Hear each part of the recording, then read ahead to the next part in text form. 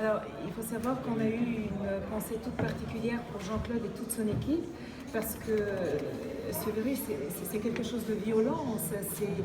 C'est-à-dire que du jour au lendemain, un travail de 35 ans peut être détruit comme ça, et on est obligé d'abattre les choses, ça vous prend au cœur.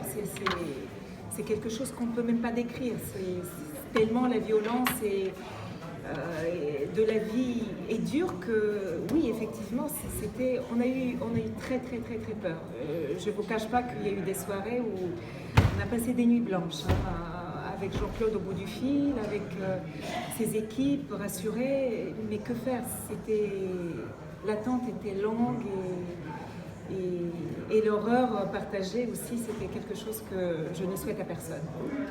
Et là, surtout quand on fait ce métier dur, qui n'est pas un métier facile, et on n'a pas souvent des moments comme ça, des moments de gloire et de victoire. C'est là où il faut tenir, justement pendant les moments où on est un peu terrassé par les événements. Et j'ai posé la même question à Jean-Claude, parce que j'ai dit, alors, durant la course, on avait l'impression que Brandon était tellement loin, est-ce qu'il allait pouvoir remporter cette course? Vous l'avez vécu comment?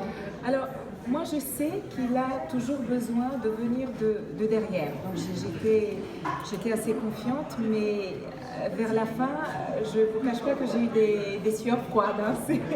C'était le moins qu'on puisse dire. C'était très, très dur. C'était une émotion tellement intense.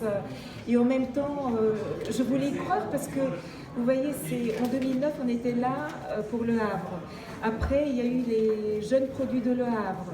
Et maintenant, c'est un autre produit de notre étalon maison, mais c'est un autre étalon, c'est un jeune étalon.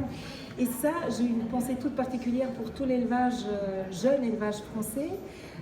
Aujourd'hui, je pense qu'on assiste à un retournement de tendance, à l'avènement de l'élevage français de l'excellence. Parce qu'il y a 15 ans, on envoyait les bonnes juments à la saillie à l'étranger. Aujourd'hui, de par tous ces jeunes étalons, que ce soit Le Havre, que ce soit Cannes d'Argent, Sioni ou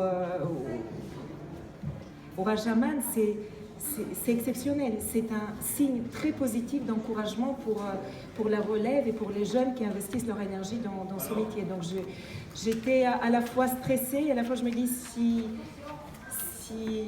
on gagne, c'est bon pour tout le monde, pour toute la filière.